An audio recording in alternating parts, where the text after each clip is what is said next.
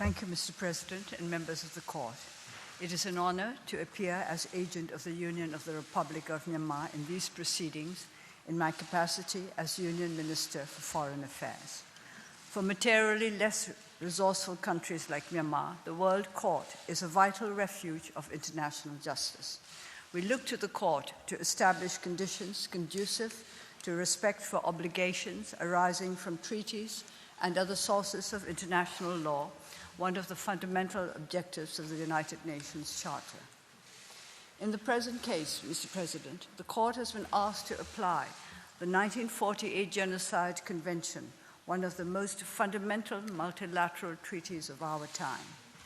Invoking the 1948 Genocide Convention is a matter of utmost gravity. This is a treaty that we made following the systematic killing of more than 6 million European Jews, and that my country wholeheartedly signed as early as 30th December 1949 and ratified on 14th March 1956. Genocide is a crime that the International Criminal Tribunal for Rwanda applied in response to the mass killing of perhaps 70% of the Tutsis in Rwanda. It is a crime that is not applied by the tribunal to the former Yugoslavia for the displacement of approximately 1 million residents of Kosovo in 1999. Neither was it applied by that tribunal nor by this court when deciding upon the exodus of the Serb population from Croatia in 1995. In both situations, international justice resisted the temptation to use this strongest of legal classifications because the requisite specific intent to physically destroy the targeted group in whole or in part was not present. Regrettably, the Gambia has placed before the court an incomplete and misleading factual picture of the situation in Rakhine State in Myanmar. Yet, it is of the utmost importance that the court assess the situation obtaining on the ground in Rakhine dispassionately and accurately. The situation in Rakhine is complex and not easy to fathom, but one thing surely touches all of us equally: the sufferings of the many innocent people whose lives were torn apart as a consequence of the armed conflicts of 2016 and 2017, in particular, those who have had to flee their homes and are now living in camps in Cox's Bazar. Mr. President and members of the Court, the troubles of Rakhine State and its population, whatever the background, go back into past centuries and have been particularly severe over the past few years. Currently, an internal armed conflict is going on there between the Arakan Army, an organized Buddhist armed group with more than 5,000 fighters, and the regular Myanmar Defense Services. None of the speakers yesterday made any reference to this. The Arakan Army seeks autonomy or independence for Rakhine, or Arakan as it was called, finding inspiration in the memory of the historic kingdom of Arakan. This conflict has led to the displacement of thousands of civilians in Rakhine. Standard security restrictions, such as curfew and checkpoints, are in place at present in the conflict zone and affect the situation of civilians there, regardless of their background. Mr. President, on 9th October 2016, approximately 400 fighters of the Arakan Rohingya Salvation Army, known as ARSA, launched simultaneous attacks on 3 police posts in Maundor and Rathidan townships in northern Rakhine, near the border with Bangladesh. ARSA claims responsibility for these attacks, which led to the death of 9 police officers, more than 100 dead or missing civilians, and the theft of 68 guns and more than 10,000 rounds of ammunition. This was the start of an internal armed conflict between ARSA and Myanmar's defense services, which lasted until late 2017. The selective factual propositions contained in the Gambia's application actually concerned this conflict. In the months following the 9th October 2016 attacks, ARSA grew in strength in the Maundor, Budidao, and Rotheidam townships in northern Rakhine. It resorted to threats and intimidation against local villagers in order to gain support and allegiance, executing suspected informers. According to, among others, the International Crisis Group, ARSA received weapons and explosives training from Afghan and Pakistani militants. In the early morning of 25th August 2017, several thousand ARSA fighters launched coordinated attacks on more than 30 police posts and villages and an army base in North Rakhine. Most of the attacks took place on the narrow Maundor Plain, which is framed by densely forested hills to the east and the border with Bangladesh to the west. Indications are that ARSA's objective was to seize Maundor Township. It may aid the court to briefly consider the historical significance of Maundor. When Britain made Burma a colonial entity separate from British Burma in 1937, the border between Burma and India was drawn along the river Naf, where we find today's border between Bangladesh and Myanmar. The historical kingdom of Arakan had at times extended much further to the north than the river Naf, including most of what is today Chittagong district in Bangladesh. Members of some Rakhine communities therefore felt that the border drawn by the British was too far south, others that it was too far north. Myanmar has never challenged this border since independence in 1948. Britain did not lose control over what is today Maundor Township during World War II.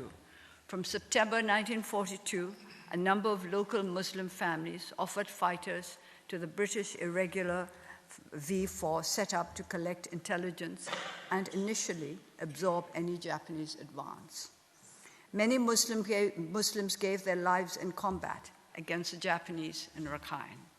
The sacrifices made by Muslim fighters motivated a call for the creation of an autonomous Muslim space in northern Rakhine centered on Maundor. Whether or not this was encouraged by British officers, Britain rejected this call as soon as it had reoccupied Burma before independence in 1948.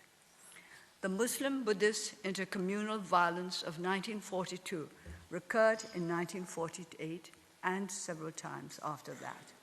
This cycle of violence has negatively affected life in northern Rakhine, making it the second poorest state in Myanmar. Mr. President and members of the court, may I go back to the situation in Rakhine on the morning of 25th August 2017. More than 30 police stations and villages and one military base had been attacked before sunrise in a highly coordinated fashion by an organized armed group operating along a densely forested hill range that provides ample opportunity for hiding. Many of the ARSA fighters had been recruited from local villages in the weeks and months preceding the attack. Myanmar's defense services responded to the attacks of ARSA fighters by the use of ground forces. There were armed incidents in more than 60 locations. The main clashes occurred in 12 places: in Minji, Dolatoli village, Chaptien village, Maunu village, Gutapien village, Aletanjor village, Myenla village, Indian village, Chain Kali or Kodangap village, Myodaji ward, Jaupandu village, wards of Maundor town, and southern Maundor. Mr. President, please allow me to clarify the use of the term clearance operation, Nemye Shenlenye in Myanmar. Its meaning has been distorted. As early as the 1950s, this term has been used during military operations against the Burma Communist Party in Bogor Range. Since then, the military has used this expression in counterinsurgency and counterterrorism operations after attacks by insurgents or terrorists. In the Myanmar language, Nemye Shenlenye literally means clearing of locality, simply means to clear an area of insurgents or terrorists. It is still not easy to establish clear patterns of events in these 12 locations. Many ARSA fighters died. There may have been several hundred casualties in some of the 12 locations. There was some intercommunal violence. Buddhist and Hindu minority communities also feared for their security after the original ARSA attacks, and many fled from their homes. It may be worth noting that the use of air power in military operations was avoided as far as possible to minimize the risk of collateral damage. However, in one incident, in order to extract a unit surrounded by hundreds of ARSA fighters, the use of a helicopter was required. There was shooting from the helicopter, which resulted in fatalities, which may have included non-combatants. Mr. President, it cannot be ruled out that disproportionate force was used by members of the defense services, in some cases in disregard of international humanitarian law, or that they did not distinguish clearly enough between ARSA fighters and civilians. There may also have been failures to prevent civilians from looting or destroying property after fighting or in abandoned villages. But these are determinations to be made in the due course of the criminal justice process, not by any individual in the Myanmar government. Please bear in mind this complex situation and the challenge to sovereignty and security in our country when you are assessing the intent of those who attempted to deal with the rebellion. Surely, under the circumstances, genocidal intent cannot be the only hypothesis. Under its 2008 constitution, Myanmar has a military justice system. Criminal cases against soldiers or officers for possible war crimes committed in Rakhine must be investigated and prosecuted by that system. On 25th November 2019, the Office of the Judge Advocate General announced the start of a court-martial for allegations linked to the Gudapian village incident, one of the 12 main incidents referred to earlier. The office also let it be known that there will be additional courts-martial if further incriminating evidence is brought up by the Independent Commission of Inquiry. The ICOE is an independent special investigation procedure established for Rakhine allegations by the President of Myanmar, chaired by a former Deputy Minister from the Philippines, with 3 other members, including a former Under-Secretary General of the United Nations from Japan. On 26 November 2019, this commission announced that it had taken about 1,500 witness statements from all affected groups in Rakhine, and that it has interviewed 29 military personnel who were deployed to the affected townships in northern Rakhine during the military operations from 25th August 2017 to 5th September 2017, as well as 20 police personnel who were stationed at the police posts that were attacked on 25th August 2017. There is currently no other fact-finding body in the world that has garnered relevant first-hand information on what occurred in Rakhine in 2017 to the same extent as the Independent Commission of Inquiry and the Office of the Judge Advocate General in Myanmar. This fact reinforces my sense that I should refrain from any action or statement that could undermine the integrity of these ongoing criminal justice processes in Myanmar. They must be allowed to run their course. It is never easy for armed forces to recognize self-interest in accountability for their members and to implement a will to accountability through actual investigations and prosecutions. I respectfully invite the members of the court to consider for a moment the record of other countries. This is a common challenge even in resource-rich countries. Recent cases in the news headlines illustrate that even when military justice works, there can be reversals.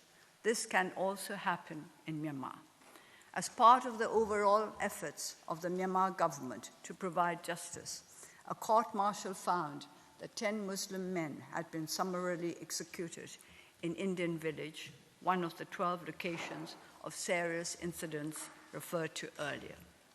It sentenced 4 officers and 3 soldiers, each to 10 years in prison with hard labor. After serving a part of their sentences, they were given a military pardon. Many of us in Myanmar were unhappy with this pardon.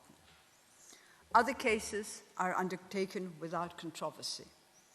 For example, in the Mansi case, a court-martial sat close to the location in Kachin State where 3 internally displaced civilians had been killed. It sentenced 6 soldiers, each to 10 years in prison, in January 2018. Relatives of the victims and local civil society representatives were invited to the proceedings. The Office of the Judge Advocate General in Myanmar is by our standards well-resourced, with more than 90 staff and a presence in all regional commands throughout the country. I'm encouraged by the Gutabiem court-martial, and I expect the office to continue its investigations and prosecutions based on reliable evidence gathered in Rakhine and from persons who witnessed what happened there. Can there be genocidal intent on the part of a state that actively investigates, prosecutes, and punishes soldiers and officers who are accused of wrongdoing? Although the focus here is on members of the military, I can assure you that appropriate action will also be taken against civilian offenders in line with due process. There will be no tolerance of human rights violations in the Rakhine or elsewhere in Myanmar. Mr. President, there are those who wish to externalize accountability for alleged war crimes committed in Rakhine almost automatically without proper reflection.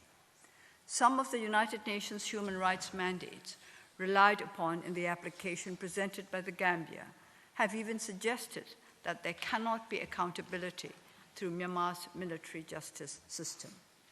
This not only contradicts Article 20B of the Constitution of Myanmar, it undercuts painstaking domestic efforts relevant to the establishing of cooperation between the military and the civilian government in Myanmar in the context of a constitution that needs to be amended to complete the process of democratization. That process is now underway at the Phirangzu Hluttaw, the Union Parliament.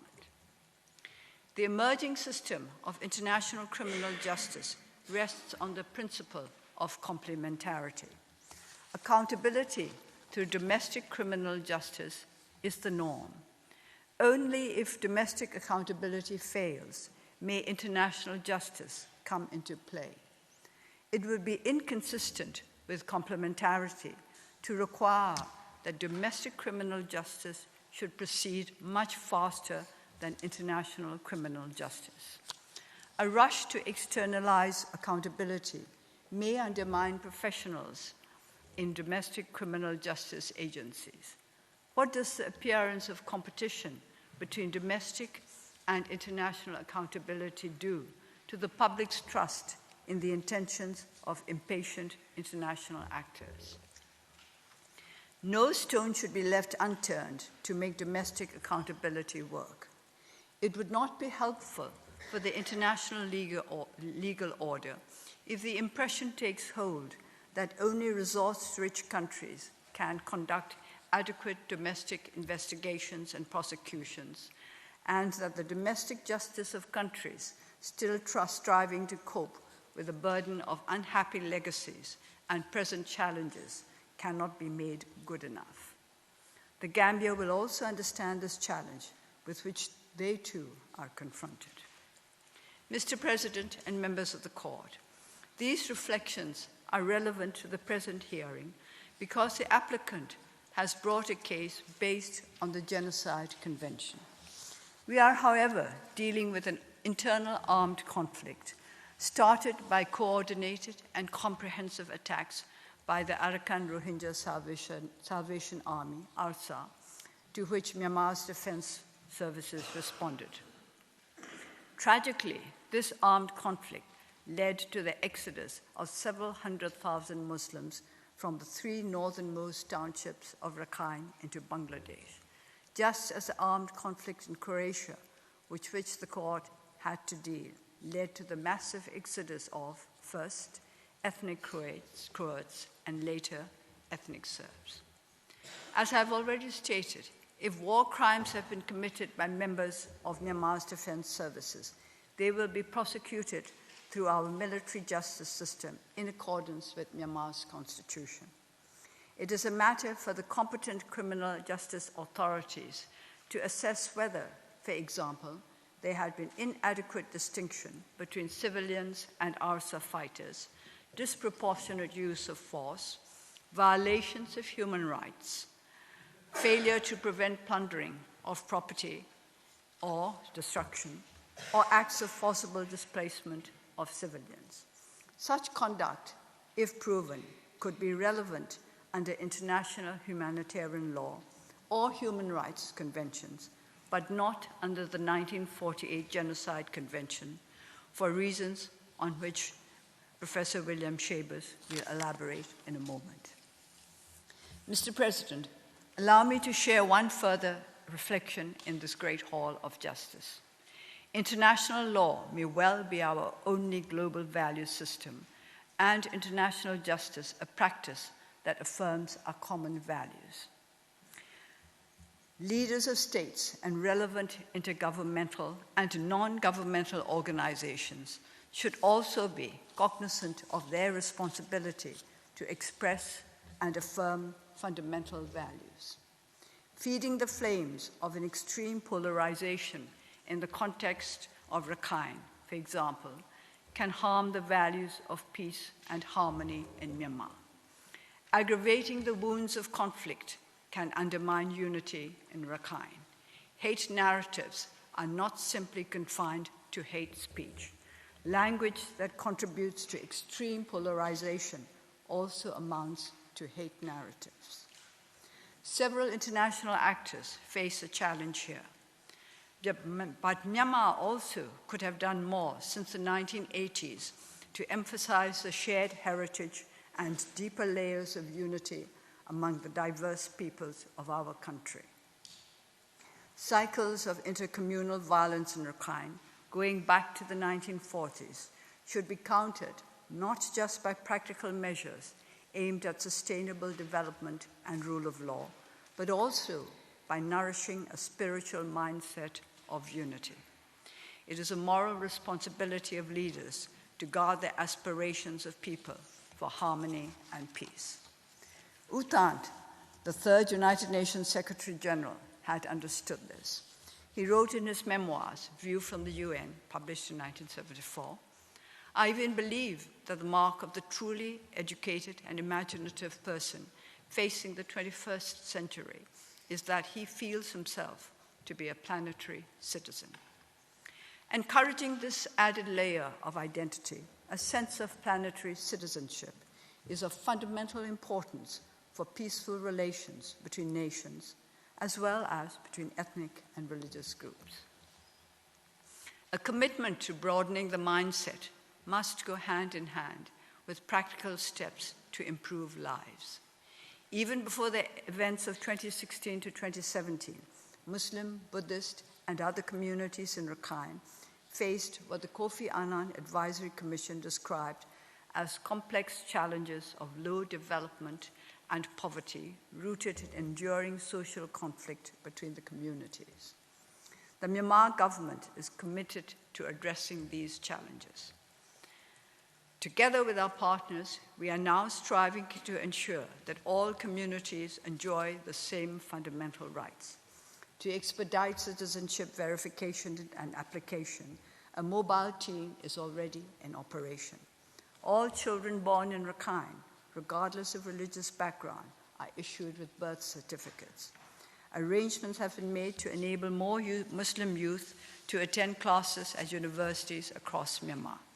With the support of international and local partners, scholarships will also be made available to students from all communities living in Rakhine. The government has started a social cohesion model project in Maungdaw Township to promote social harmony among all communities. Interfaith fora have been encouraged.